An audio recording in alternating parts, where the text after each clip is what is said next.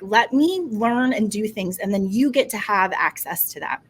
And so we started Cap and Gown really to outsource some of the work that you guys don't have time to do because you're working with students all the time.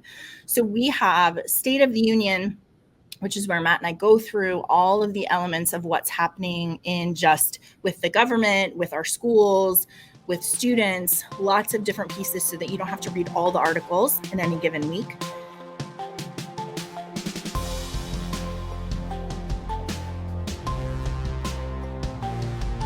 Hello, everybody. Welcome to our first episode of Season 5 of Cap and Gown. I'm Rachel Phillips-Buck, VP for Student Success at Ferris Resources, joined today by our president, Matt Boisvert. Hey, Matt. Hi, Rachel. It's great to be with you today. And I know. So this is great. We have missed this for the summer, but I would say this is like how our student affairs and academic professionals feel when students start showing up back on campus. It's just such a fun time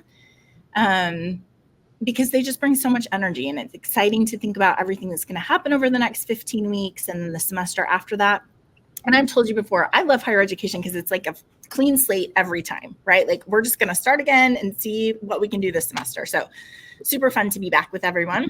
It changes every year, doesn't it?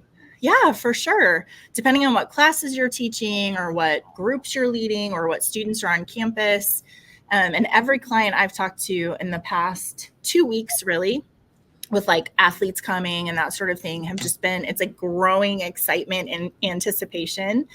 And then I really love in the last week when Rebecca and I are meeting with clients when they're late to our meetings. And we're like, hey, and they're like, I'm so sorry. I had 4 students stop in my office to ask a question. And we're like, that's the best of the work. Like we will wait all the time you do this too in those meetings because that's always super cool. So, all right. Well, we have a couple of things that I want to cover in terms of housekeeping. But first of all, we're a little bit late, Matt, because people are not thinking about what they did this summer. It's over and they're like on to the next thing. But you and I haven't talked about what we did this summer. Yeah. So you took a trip to Colorado as always. I did. I went to Colorado with my family, my extended family, all but one sibling, and my mom, and so that was our annual fly fishing vacation. And everyone's heard us talk before about the fishing competition that you guys have going on in your family. You caught some lovely fish this time. We posted a picture to Facebook of one of your fish. I'm not sure if this is the winning fish yet, or if this is where are you in the? It goes all year. So from January 1st to December 31st, that year, the person who catches the largest, longest trout wins the family trophy. Yeah. That's a pretty one. That's a really pretty fish. That's a brown, and in fact, it matches my coffee mug. Oh, nice. That's very exciting. So you have a little bit of time before you know if you've officially won. Right now I'm in the lead, but there's a lot of months. There's a lot. Yeah. And I, this summer, got to take my daughter to see my parents in Bloomington, Indiana, site of the infamous Redbud Woods. Right. And I was so excited because I was like, Lillian, I'm going to drive you from the house that I was living in with my parents to the radio station where I worked. And we're going to go through the Redbud Forest woods. And you're going to just be able to imagine what it was like. Except I did it, first of all, on a summer day. So everything's gorgeous. Everything's green. It's like the light in the car is green because there are so many trees. Also, we did it in the daytime. So she's like, this is amazing. And I'm like, okay, this is not getting my point across. Never mind. I'll have to bring you back in the winter. Picture it exactly opposite. Yeah. Like this, know how lovely this is? No, that's exactly the opposite of how it was. So that was really fun to be able to be there. And it has inspired me for season 5 for us to talk about this in terms of our Redbud season. I was thinking about this last night about how, Matt, when you and I started, really it came out of COVID and the pandemic and our schools being like, can you please, like, first of all, we would like some regularity in our schedule, but then also, can you help us, like, figure out how to do community, and State of the Union was super important because everything was changing all the time. And some people know something about us in that. I think everyone went home in March of 2020. One of our very first episodes in like June, maybe July, was It's Safe to Come Back.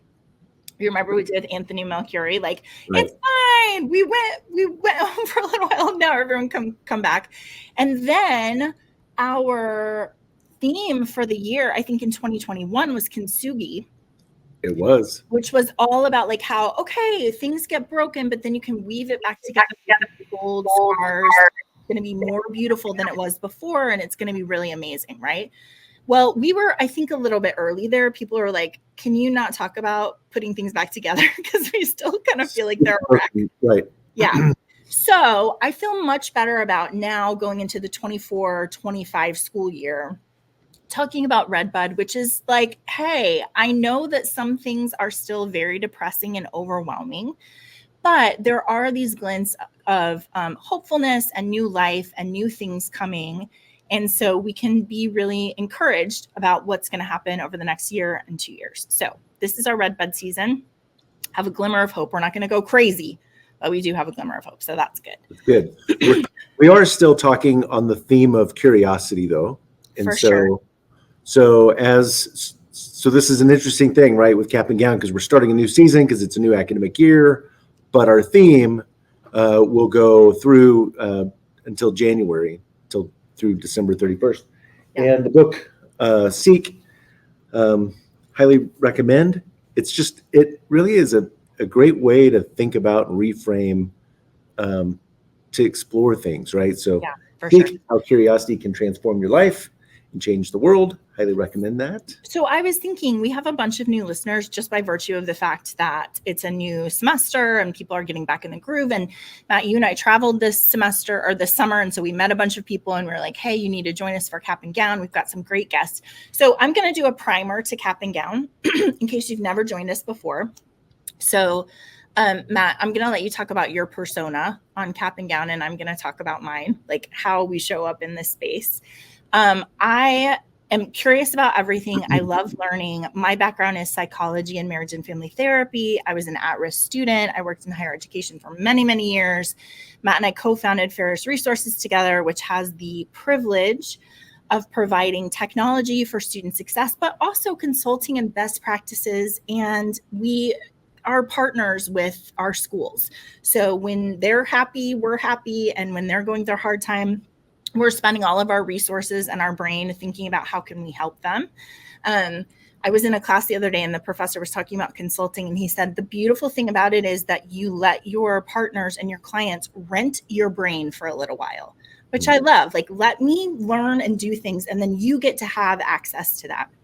And so we started Cap and Gown really to outsource some of the work that you guys don't have time to do because you're working with students all the time. So we have State of the Union, which is where Matt and I go through all of the elements of what's happening in just with the government, with our schools, with students, lots of different pieces so that you don't have to read all the articles in any given week. And then we do content and we have guests as well. So Matt, tell us about how you show up in Cap and Gown. Well, I would love to hear your reflection of how I show up. I think my passion is, I'm also curious, but I'm passionate about service excellence. I love processes and I love solving problems. And so I think while Rachel is definitely subject matter expert on a lot of our conversations, I like to show up and provide kind of this perspective of how I see things. Sometimes it's just a different angle on the student experience. I really am passionate about this from a student's lens. I think that's how you best think upstream, right? And so I think that's how I show up. Yeah, that's great. So today is going to be a little different than what we typically do because we've taken the summer off. And so we're just going to State of the Union the whole thing today. But moving forward, I just want you to know our typical format is we do a little bit of talking about curiosity and those sorts of things. We usually spend about 20 minutes on State of the Union. So if you don't care about State of the Union, you can just fast forward 20 minutes.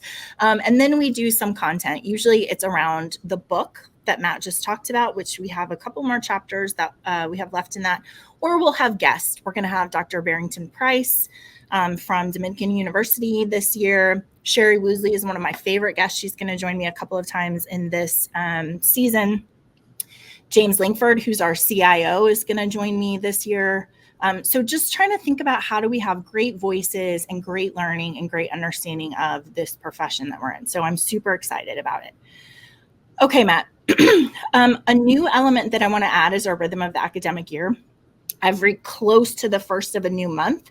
But can we start with curiosity? As you said, that's our theme this year. And so we do two things related to that every episode.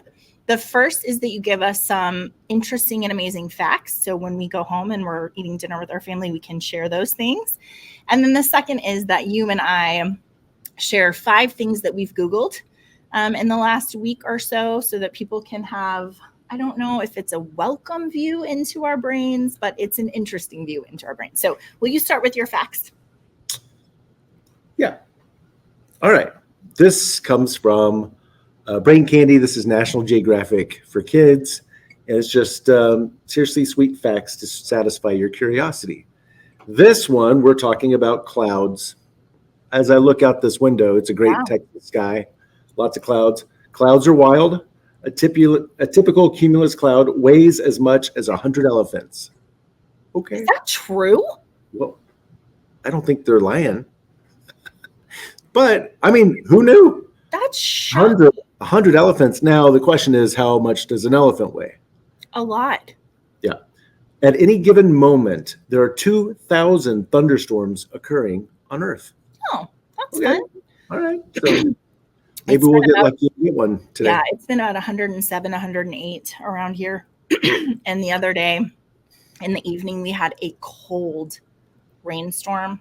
And it was so nice to be outside and not be hot. Lillian and I just went and stood outside in it. And we were like, thank you so much for cooling us down. So that's great. In Texas, we're definitely grateful for the thunderstorms. For sure. And it was a real thunderstorm.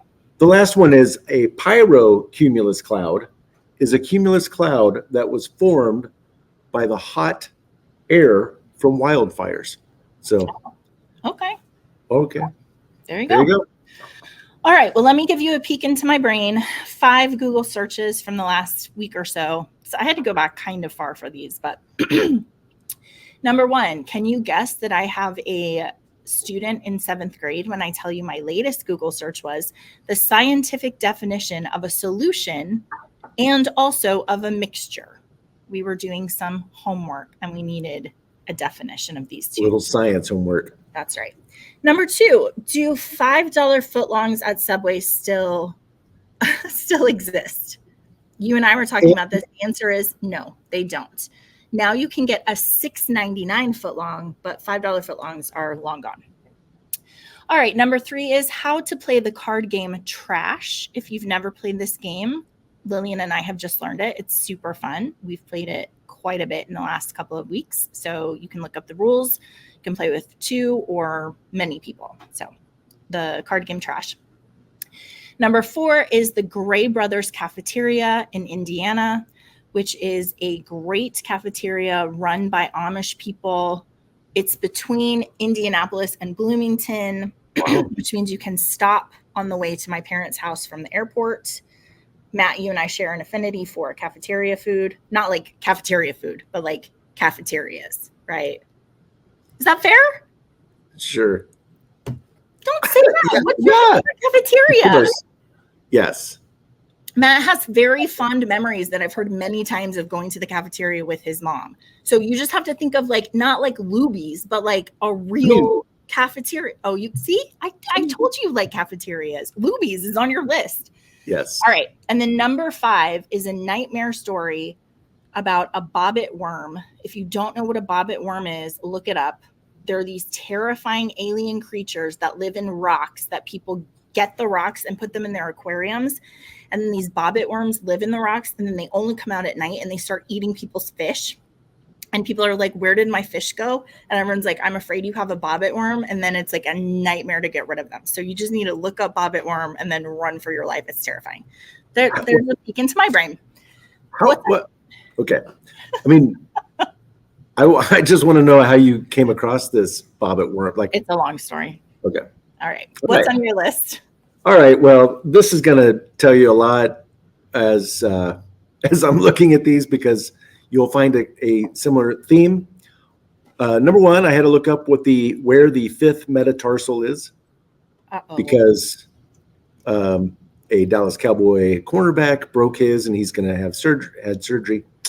Related, I Googled Chad Hutchinson, which, if you're a Dallas Cowboys fan, you might remember this guy was a quarterback that the Cowboys really overpaid. This is pre-Tony Romo. I had to be reminded of just how bad that was. What happened to Boston Market? I had to Google that. I really wanted to hear that story. It's really sad because they're going through some, again, difficult times. Rachel, they're down to like a handful, 30 stores or something. Can you believe that? I mean, that's crazy. It'd be great. Mark Bavaro. So another football player. And then my last one is Happy Ears earplugs. Oh. And so it's great. There you go. Yeah, a lot of Cowboy stuff that I don't care about. But other than that, super interesting. He was on your team. Yeah. Oh, okay. All right. Well, there's a look at what's going on in our brain. I want to talk about the state of, or not the State of the Union. I have to be careful because if I say State of the Union, Bailey will bump, blah, blah, blah, and then we'll be in it. So not the State of the Union. I want to talk about the rhythm of the academic year. Let me just set the stage for this. This is just where we have a predictable rhythm with our students, especially with our freshmen. At the beginning of every month, we can guess what they're thinking about, things that they're stressed about, things that we should be paying attention to them. We have a whole sort of practice built around this. If you use our impact cohort, you're talking to students about the rhythm of the academic year.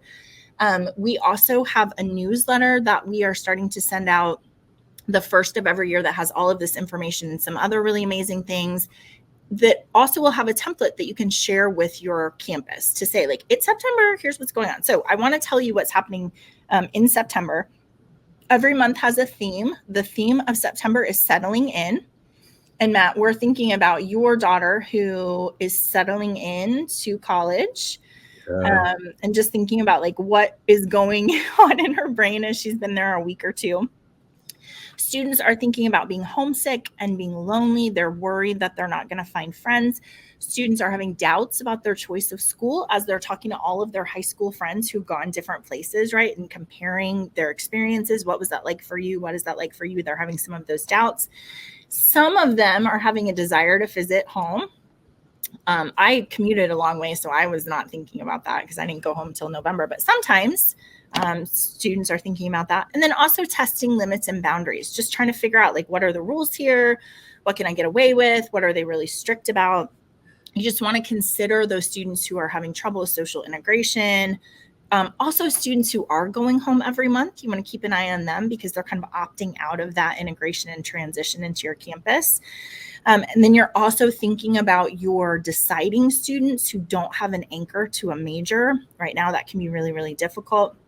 And then we're also thinking about how we are able to use our stoplights to identify students who are struggling really early in the semester. So that will be really useful, I think, for you guys to think through. And if you're interested in signing up for our newsletter, we'll give you the QR code to be able to do that. You can just scan it and then add yourself. It will be really nice. It's around this rhythm of the academic year and just resources for you and your campus. So we would love for you to sign up for that if you're interested. That's great, Rachel. I was thinking about success debt, and right now is when it starts, right? When students start to pile on their success debt. And that's so much about testing limits, right? Well, like when you said that, that's right. Yeah. How many classes can I get away with skipping? Is this worth me coming to? Am I going to get in trouble? Which is why, Matt, I'm telling you, my freshman year, if the first time I skipped a class, my professor had said, I noticed you weren't there. Is everything okay? I literally would have never skipped a class before because I would after that, because I would have been like, oh, that's really important, right? So we're in that time where they need to hear, I see you and I notice when you're not there. So That's good. okay, now I'm going to cue the music. Let's do the State of the Union.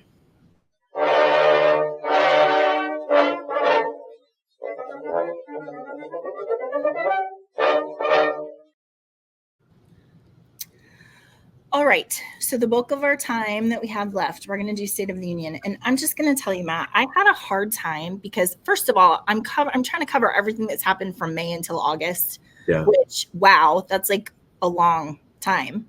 Also, a lot of stuff has happened, and a lot of it is very complicated and confusing. So I have some really big rocks that we've been talking about forever. I just need to catch everybody up because since we've started our new school year, we have a lot of things like FAFSA, like Title IX, like NIL. There's a lot of things that have started August 1st, basically, that we need to figure out. So we're going to do all of that stuff first, because when you're walking across campus, I want you to be like, yes, I do know what's going on with Title IX. I want you to know that you should be sending flowers to your financial aid counselors and all of those like intricacies of being a professional in higher ed. But also at the end, we'll talk about some fun things and some things just to consider as the students are on your campus. Anything you want to add to that? No, it was fascinating over the summer to hear about the things that our schools were worried about, right? And so right now is that time where it kind of starts to play out, come to light. And so, yeah, I mean, all of these are just super important topics. And I appreciate what you were saying about just the number of articles that have come out, whether it's inside higher ed or on each of these topics. So yeah, for sure. A lot happening. Okay. So let's start with our favorite, FAFSA. Yeah. We've been talking about this for a really long time. I don't think that anyone's confused or doesn't know about what's been happening in terms of like the botched rollout, schools really being stressed because they can't do their budgets, students being stressed out because they don't know how much money they're going to get. So let's just do updates, assuming that you have the history of what we've talked about before with FAFSA.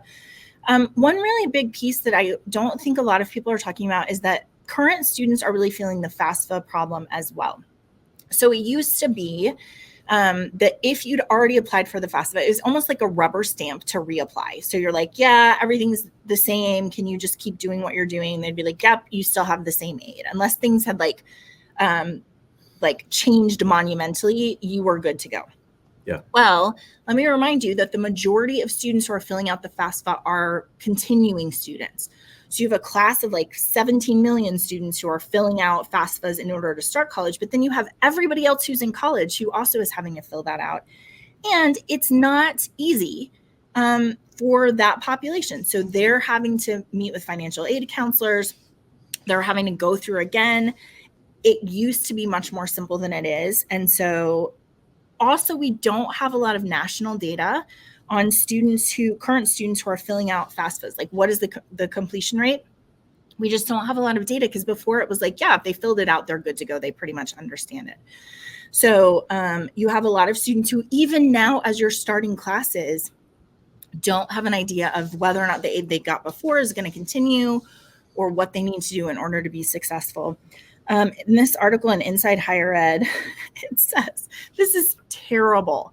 So this says, the student is talking about having trouble completing the FAFSA. He said, finally, after his cousin discovered a workaround that sounds like a video game cheat, which this is, remember, in December when it went out, it was super glitchy and like no one could sign up for it, whatever.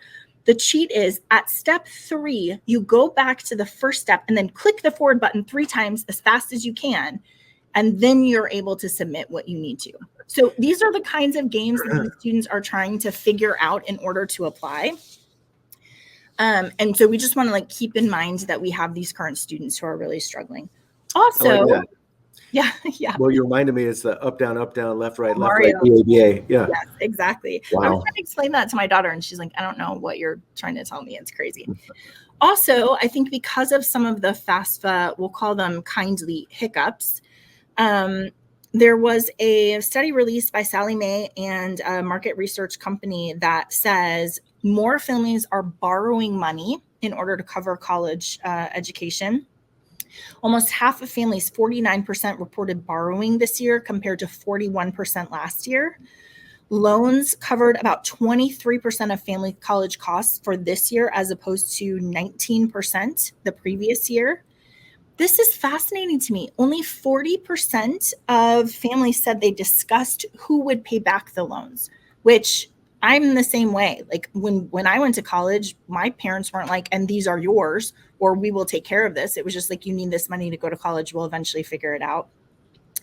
And then the last one that I think is really interesting is almost half of students said they believe their federal loans will be forgiven. So there's some correlation causation there, right? Like we don't know what we're getting for FAFSA. Maybe these loans will be forgiven. Maybe that's a good step forward. And then the last thing I want to say about FAFSA is moving forward. So I'm going to try to not be snarky about this now, but I'm having a very hard time. Okay, so it was supposed to roll out in October. They couldn't do it. They rolled out in December. It was super glitchy. Didn't actually roll it out until way later. Everything's a wreck, right? So now they're like, hey, we have a good idea. 5 years after we've been in charge of making the FAFSA easier, we think what we should do is maybe do a phased approach where instead of opening it for everyone in October, like we should have done last year and it couldn't, we're going to open it for a couple of schools and maybe 100 people before October and test it. And then we'll open it in December for everybody. And they're like, we're hoping that this means that we're able to test the system and address any bugs before opening it to the 17 million students who need to get it done. This is after 5 years of work on this, which I think just helps us to understand what a wreck it was last year, right? For sure. You've taken a whole year in addition, and you're still like, yeah, we don't know. We still have to do testing.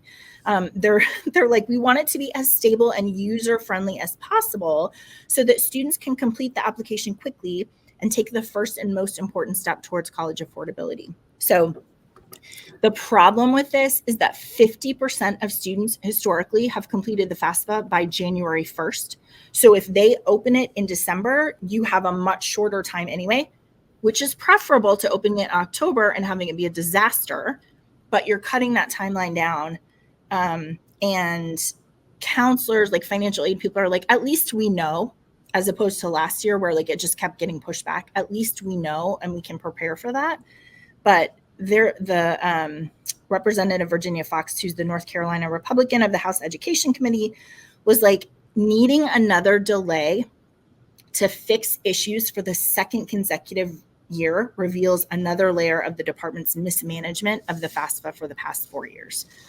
Well, we were watching that congressional hearing with the person who was responsible for the fiasco. Yeah. And I mean, bipartisan committee that just let them have it, right? It's a real problem. And I was thinking, Rachel, that's probably this delayed conversation, or not even having the conversation about who's going to pay back the loan. Everything became so condensed timeline wise that a lot of those important conversations that you would have with your child throughout the year as you lead up closer to the summer, you just didn't have time because don't really even know what the FAFSA results were going to be, right? Yeah, for sure. To have real meaningful conversations. I don't know where it is in these articles, but I was reading some statistic just about the number of students who, because they didn't know about what they were going to get, they postponed. Right. So they're like, I'll just take a gap year. And this is, I mean, we saw a lot of this in COVID where it's like you take a gap year and then you get a job and then you never continue. Didn't you say it was like 9%? Yeah. So let's see. 21% looked at other aid options. 14% considered transferring to a lower cost college, and 10% did transfer based on, I don't know if I'm going to be able to pay for this. Some 11% considered leaving college or taking a pause, and 9% did so. So 9% of our students were like, I don't know what's going on. I'm just going to stop and we'll see what happens. So see, I was listening to you. Yeah, for sure. That's hard to recoup. It's hard to get them back in the stream, right? For sure. Okay, well, only second to FAFSA as our favorite topic is Title IX. This is very confusing. So I'm going to do my best, but it is very confusing because it is not the same based on your campus, your state. I think just those two things. So it's not like I can be like, here's what's going on with Title IX. It's like very haphazard depending on what's happening, where you are, and what your school and state are. So technically, Biden's Title IX rule was supposed to go into effect August 1st. And this had a lot of stuff rolled into it. It was like support for pregnant women. There was some stuff about accommodations. There were things about LGBTQ, I think it's plus, maybe AI plus in there. There's just a lot of stuff packed into these regulations. And the idea about the regulations, of course, is that colleges that don't comply can face a civil rights investigation or lose their federal funding. So everyone's really like, we want to make sure we understand what the regulations are, what's going on, what we need to do. Well, there is no clear path forward because 26 different states and about 600 colleges in states that didn't object have issued an injunction that was passed through the 11th Circuit Court of Appeals a couple of weeks ago. So what that means then is that if you're in one of those states where there's an injunction, or one of these schools that independently offered or put up a lawsuit, you are still under the 2020 requirements for Title IX. So half of the country is under 2020. Half of the country states have accepted the 2024. And it's more confusing than that because there are some of the things that are in Title IX, like pregnant women protections, where people are like, nobody cares about that. Like in these protests about the Title IX, everyone's like, that's a great idea. We should all do that. We're not arguing about that.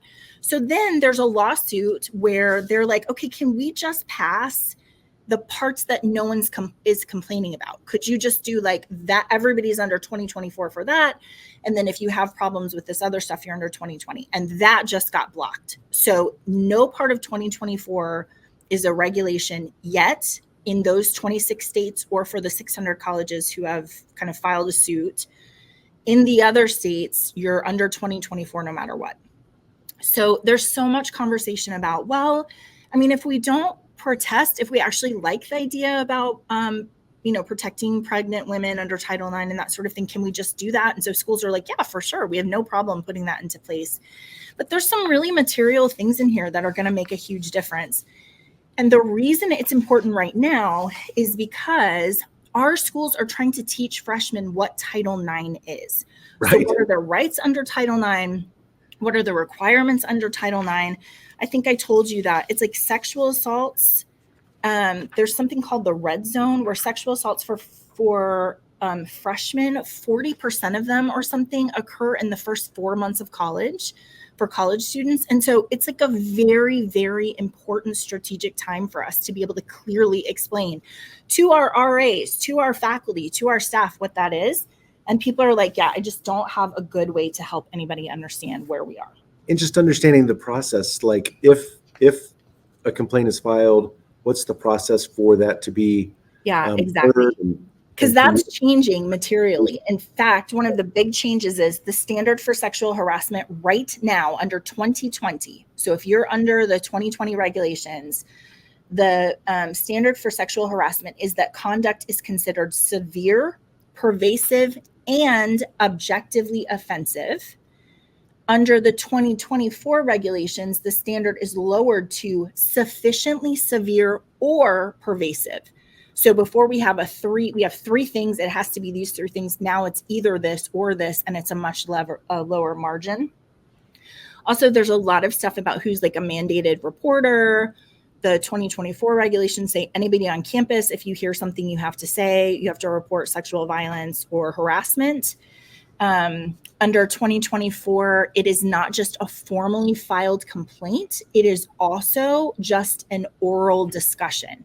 So if I go to my faculty member and I'm like, hey, I've been sexually harassed in this way, that counts as a complaint, and the faculty is a mandated reporter and they have to go report it. So it's not like immaterial things, I think, is the hardship. It's really big things in a time when we want to be really clear about what's happening to our students. And this is, again, another example, right, of like the rhythm of the academic year, like you're saying, like there's so many things that need to be clear, how you do training with your RAs before we get to this point. And I don't know, the people who are making these, just the timeline decisions, I don't understand them. Yeah, for sure. Have they ever worked in higher ed? Do they understand what happens in the month of August? And even in the month of August, like that is still really late for a whole group of people to get trained up to be able to teach. Like we should be talking about this way earlier. I want to make a correction, Matt, because I think it's really important. It's more than half of college sexual assaults occur during the first 4 months of the academic year. More than half of sexual assaults. So like we're already well into this period where we should be making really clear what's happening. The bright side about what's happening with Title IX is they are going to mandate accommodations for pregnant students, which I love. The main things are like, hey, you need to tell students, if a student tells you they're pregnant, you now have a responsibility to say, the Title IX office can help you. You have a bunch of accommodations. Here's what we can do for you. You can't retaliate. So you can't be like, I think you should drop this class because you've missed. You can't do any of that. Also, there's sort of secondhand protections for like fathers, where faculty members would be like, you probably shouldn't take my class next semester if you're going to have a baby because you're going to be tired and you're not going to be able to be successful. Like you can't say stuff like that. So I don't think anybody's unhappy about that. I think that makes a lot of sense. How do we care for our students in the best way? I think that makes a lot of sense. Well, for sure. All right, so there's our Title IX update. It's not much of an update, but just here's where we stand at the moment. You know, the next big thing that we have been talking about for a very long time is our test optional. This kind of happened during COVID, and then we've had all this conversation.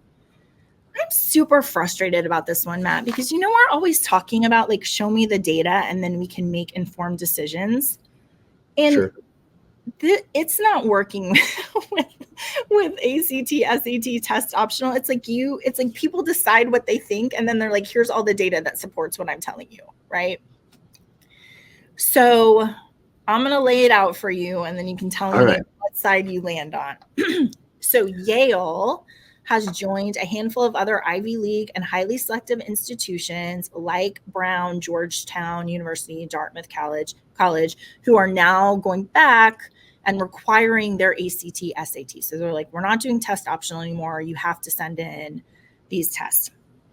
And again, the question is like, is this helpful specifically around the idea of making more level the admissions playing field for students who are part of a racially, economically, geographically underrepresented population? So like, does this help us broaden that and offer space to more of those students, or does it actually hinder them in that?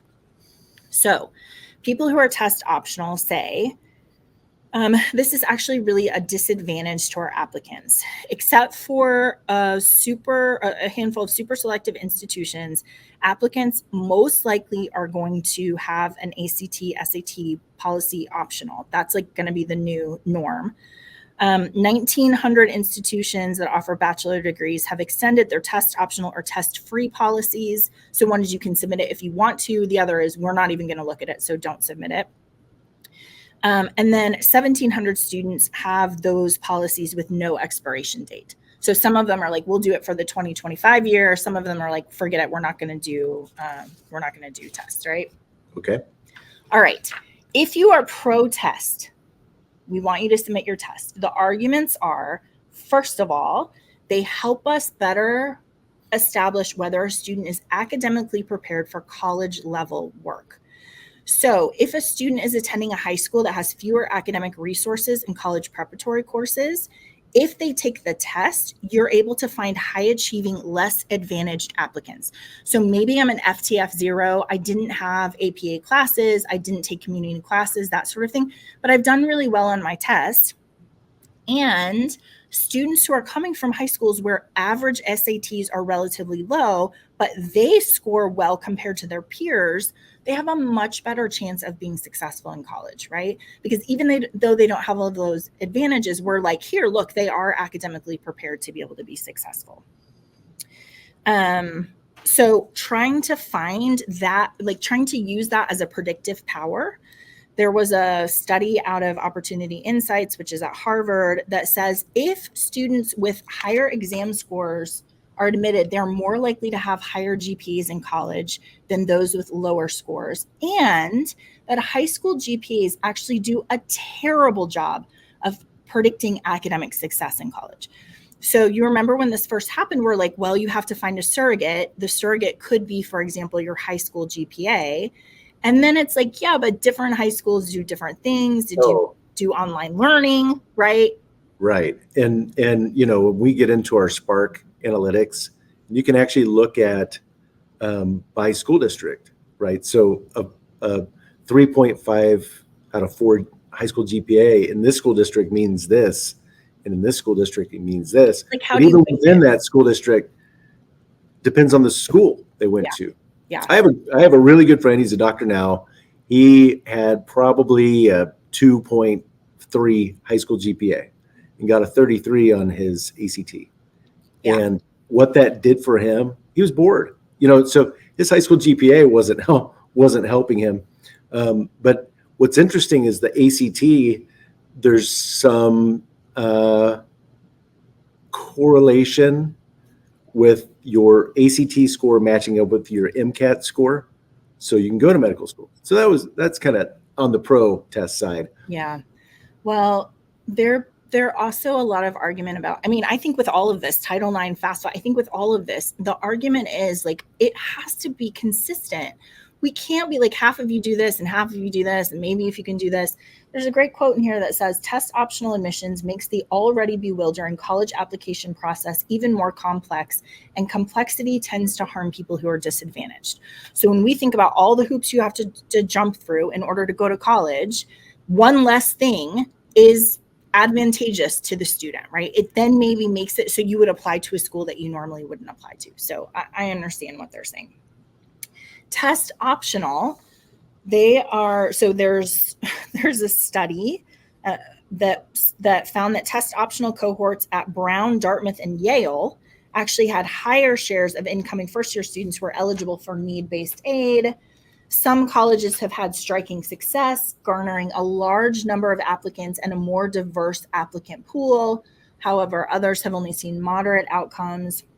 In general, there does seem to be a positive effect of attracting applicants, including those from underrepresented backgrounds, since test optional policies seem to remove one major barrier for students. Which, okay, but this is about applicants, not retention and success, right? So that's another difficulty, is like, it's really nice to have this pool of students, but we have to then look at how the school is supporting those that have not been identified as academically ready or prepared for the school. So the conclusion of this article is there's no silver bullet. It really depends on your campus, and test optional or not, you need to think about things like financial aid, summer programs for prospective students, admissions workshops, professional development for rural school counselors, mentorship programs, right? This is what we're always saying about this retention equation. You can't just be like, okay, good, we got it now. You have to constantly be thinking about what are all of the things that you're putting into the equation to help your students to be successful. Yeah, that's where I went. I was thinking about Alverno College, how amazing they are. Yeah. So they're really clear about the kinds of students they want and how they will support those students and really surround them and support them once they enroll, right, and start on their campus. So that combination is really important. If you're going to be test optional, then how will you identify those students who need the most support, and what kind of support will you be able to give them? Yeah, for sure. In the same vein, the education department has proposed an attendance policy, which hundreds of professors, colleges, and higher education organizations have expressed sharp criticism about. Last month, the Department of Education said that they're going to finalize this proposal in November, which will be implemented in July 2026 at the earliest. It is a federal policy designed to protect Again, there's a little timeline problem here. Protect students and hold institutions accountable for financial aid dollars they receive. That's a good idea. The way they want to do that, this is one little piece of this, is clock hours. So keeping track of clock hours for students. Every 14 days, students would be expected to turn in an assignment or interact with a professor during their online lectures or course discussions. Here's the little asterisk that it's like, okay, although the department has yet to define exactly how colleges are expected to report on students' attendance. So everyone's like, that's really great, except it takes the eye off the student success prize. Do you really want us to figure out how we're going to have to report on all of this and shift our resources to address the regulatory demands that you're placing on us? Or can we spend more time with our students and pay attention to what's going on with them? So we'll see how that one. I hope that I am not talking about this in a year still. I hope it just happens a quiet death and then we just like move on and keep doing what we're doing. That's really where I was also. This is, I don't know. How serious should we take this? Well, yeah, let's not until it becomes clear. I think that the outcrying of people being like, you have to be kidding me. Also, Matt, I would be very curious. I'm going to have a panel of faculty members to talk about, there's this feeling of faculty members that they are, not to be sacrilegious, but like gods in their classroom. Like they do whatever they want to do in their classroom. They write their syllabus, they create their content, like they are in charge of the academic integrity of their classroom. Well, I would like you to go to a bunch of professors at a university and be like, the government says you have to start taking attendance. Really? How's that going to go over? Let's not get riled up about it yet. Yeah, my Ron Swanson almost came out on that one. Let's just leave it on the sideline and we'll see what's going to happen. All right. I think the last big rock I have for you. Oh, no, I've got two more. The second to last big rock I have for you is AI guidelines. I don't have very much for us to talk about here, but I am going to give you a great resource that I would encourage everybody to download and read and share on your campus. So as a reminder, librarians have been tagged in a lot of institutions to head up research and development of emerging AI technology. We want to put them in charge of answering the questions on copyright and citations concerns, like how you should use it. There's a great article inside higher ed that is like, at the start of 2024, more than 3/4 of librarians said there's an urgent need to address AI's ethical and privacy concerns. And this has the 7 librarian principles for how to teach your campus how to use AI well. I am a big supporter of this. I love librarians being in charge of it. We had Jeanette Moss, an instruction and curriculum support librarian at Northwestern University, who said, librarians have always been in the business of teaching how to evaluate information, whether it is written information or sources of information. So that hasn't changed since the internet began, but now we have to double down on that point even more. And I was telling you, Matt, like I remember my librarians teaching me how to do a Google search, like Boolean and what quotes mean, and like, you've got to do this, right? So I'm a proponent of librarians being in charge. Schools are continuing to fight about how they feel about ChatGPT. So you have some schools that are like, the policy I picked is don't use AI. It's going to be a bad paper. If you use AI, you're going to fail. So you have some schools that are like that. And then you have other schools like Arizona State, who's like bought AI's ChatGPT enterprise product for everybody. They're like, everybody use it. You guys tell us what you think. We're going to be experimental. The article that you have on the screen right now is the article that I want everybody to download.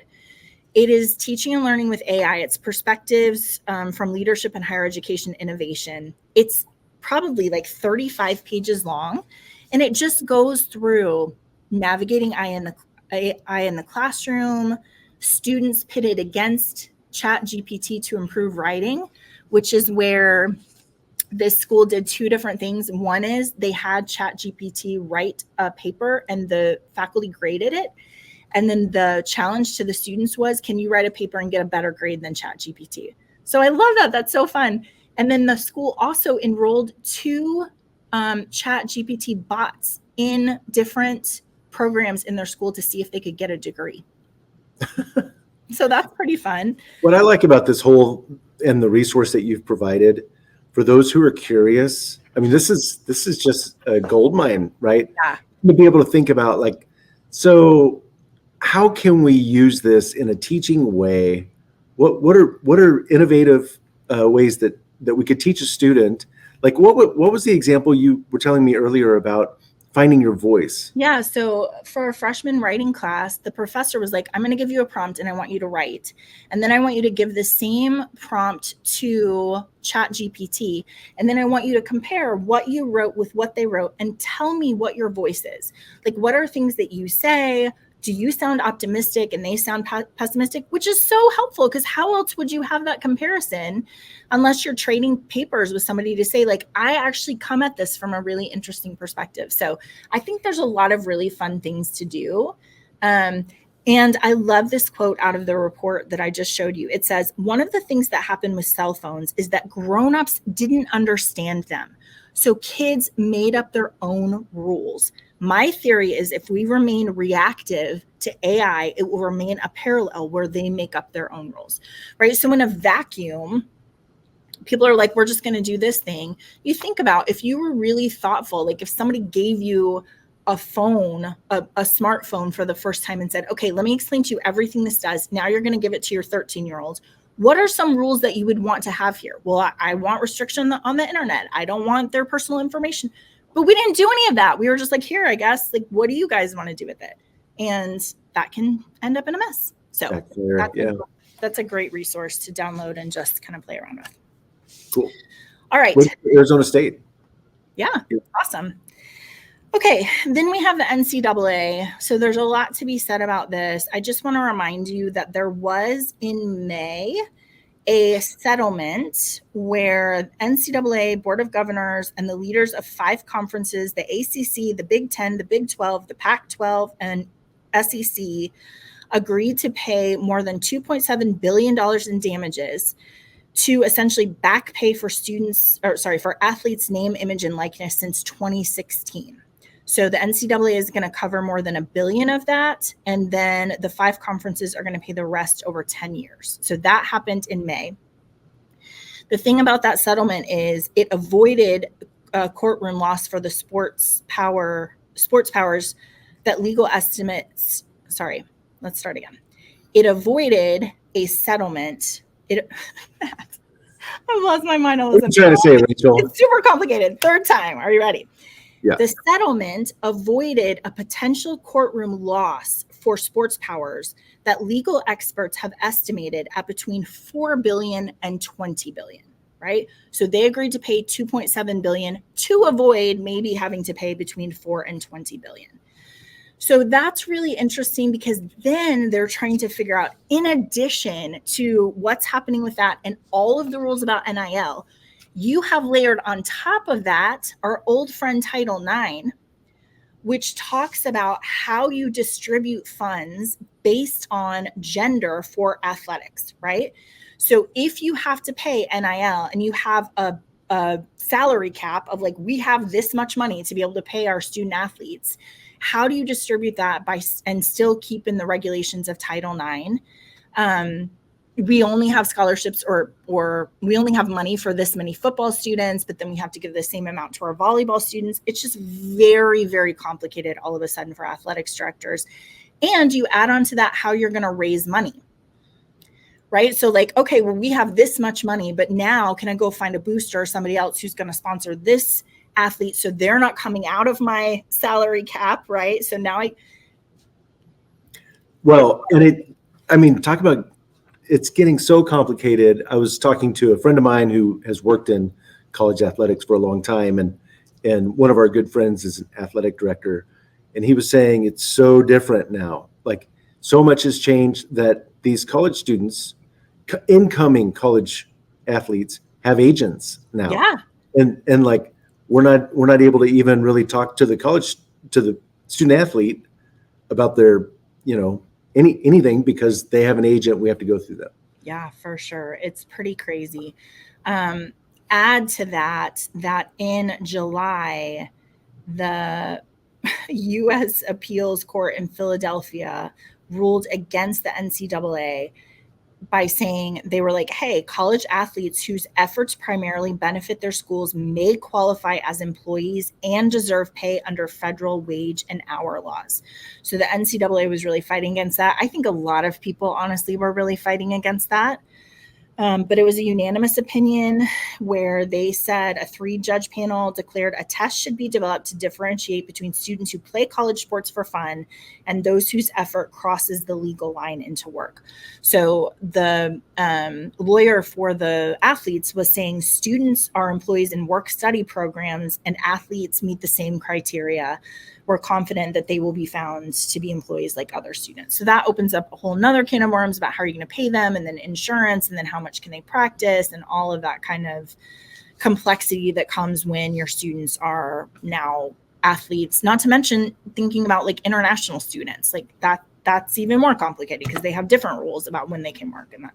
So I think we're going to really see a kind of a churn in I don't know, unless you're a top tier school with top athletics and actually breaking even on your athletics, is this something that we can, sustain? Yeah. And is it sustainable?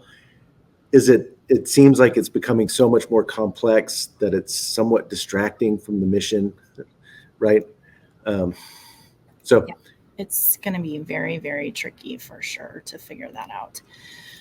So, Okay. Rachel, yes. Related to NCAA, 11 years ago was the last time EA Sports produced the college football game for the Xbox and PlayStation and all that.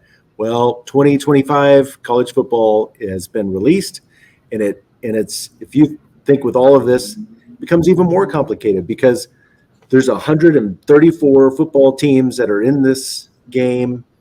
All of it, talk about name, image, likeness, like, hey, in order for us to put you in as the quarterback of your team, then we have to pay. We're going to have to pay you, right?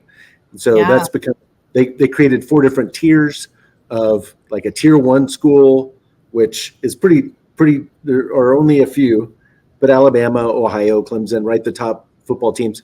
But then it goes all the way down to tier 4 schools. The difference is a tier 1 school makes 10 times more money from EA Sports than the tier 4 school. That's incredible. But every player in the game received $600 and a free copy of the game because they'll have so much time.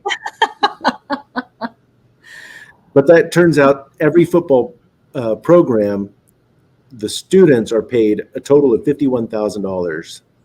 And then you have these. I mean, Matt, I think that's a great example of broken, like the way it was before. Like, I'm going to take you and we're going to sell you and people are going to make tons of money and you are not allowed to benefit from that. That doesn't seem right. Which I think is what the settlement is saying, right? Like, sorry we did that, but. Yeah, for sure.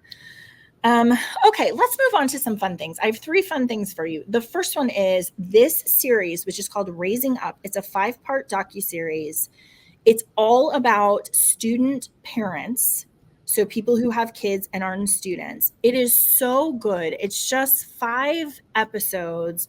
The first one talks about student parents and defines it. The second one talks about how schools are managing childcare, how schools are managing mental health for these student parents, housing issues that these students are facing, and then workforce issues, how they're able to have a job as well as do their schoolwork.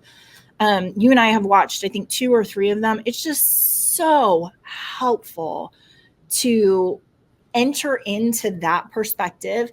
And one of the things they said is these students are highly motivated. Like, they are not students who need their feet held to the fire. And like, if you miss one class, this is what's going to happen. Or if you ask for an extension, it's probably because you're lazy. These are students who are looking at their kids and are like, I want to show you that you can be successful. I'm going to raise you and do this other thing. So I highly recommend watching it. I think it would be so helpful for your team to watch, right? They're like between 9 and 15 minutes each. So it's not like it's going to take you forever, but highly recommend going and looking. I mean, from, again, the perspective of, I want to look at it through the lens of my student And this is a specific type of student. And you and I have talked about, the schools that figure it out, how to support these parents as students, the schools that do it really well, they're going to thrive because they're more likely to be, they're going to be engaged. They're not taking it for granted. They're motivated. And we're changing family trees. I mean, that's the other piece, right? When I'm listening to this woman who has 3 children and no one's ever gone to college before, and she's like, not only am I going to get a college degree, my kids are going to watch me do it. Yeah. And they're going to know, like, I can do that. So really nice. On to zombie colleges, which you guys just have to read this article. It's insane. It's an investigative report coming out of USA Today where these schools who have closed in the last like 5 or 6 years, scammers are reinvigorating them, like buying a URL that looks like the college and then setting up the URL with like fake students and asking for people to apply and then taking their credit card for their application fee and then asking them to like submit all of their financial documents. And so then these scammers have everything that they need in order to continue to scam you. I couldn't believe when you told me about this. I couldn't believe it. Easy. And so I went to buy a domain. And so the deal is that you can buy a domain of .university or .college or .education, not .edu, because that's managed by Educause. But you can buy this. And I actually tested some of our client schools, like xschool.college. And it was available I could buy it right now for $1.99 this first year and set up a fake application. All of those things. It's crazy. So, and like all scamming things, they're like, you need to pay attention to, is it .edu or education?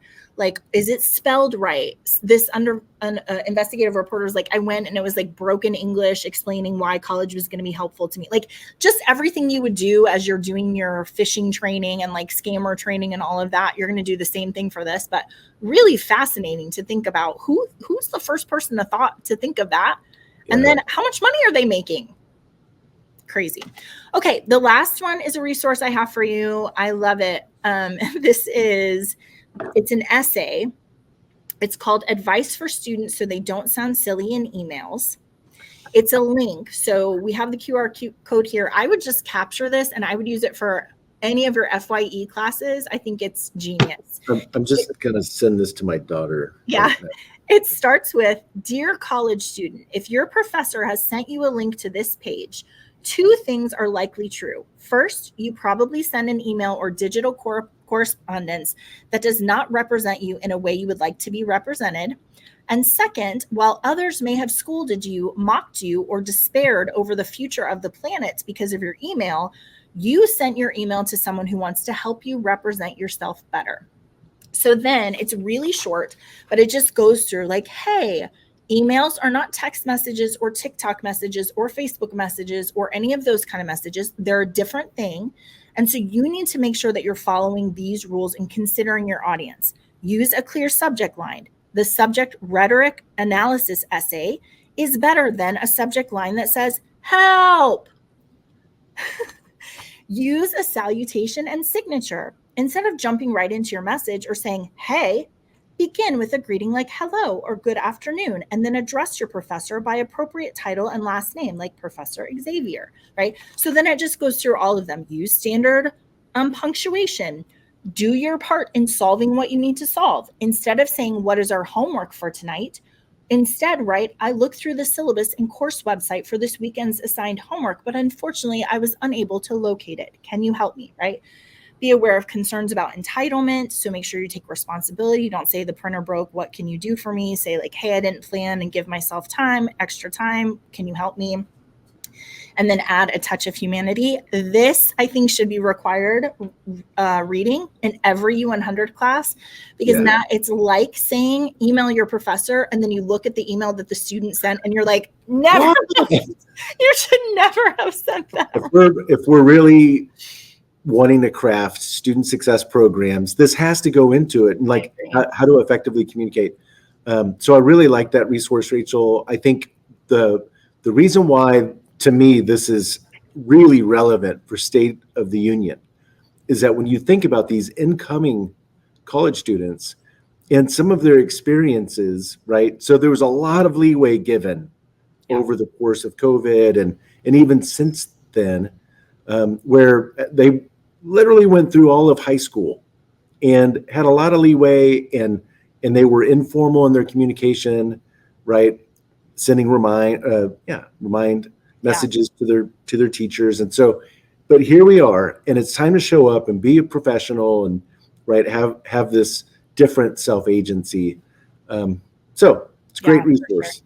And it reminds me of all of the things you and I were talking about. Like, we have to say to our freshmen, remember to wash your sheets, right? Remember to wash your towels. Remember to, like, all of the meta things that it's like, you should have gotten this information someplace, but maybe you didn't, and that's okay. And we can just have those conversations about, here's how you do these adulting things, because we need to teach you. Bailey was just saying she realized that students who are freshmen right now were in middle school during COVID. So, we're always talking about, like, what is the building block stuff that they missed? And probably writing professional communication is something that they didn't have an experience with. So, well, it reminds me of the article we did, I don't know when it was, a year ago, about just how sleeping can improve your GPA, right? So sure. What is the right amount of sleep? Hopefully Ella's paying attention to that one. All right, you guys, that is the semi-State of the Union. Next week, we have Sherry Woosley on. Her conversations with me are always so interesting. I think we're going to be talking about how to utilize your network to help you understand better what things are going on a campus and leverage that for your students so that you can get them connected in a lot of different ways. So basically relationship constellations. But we're so happy to spend time with you. Happy fall semester. Have a great day.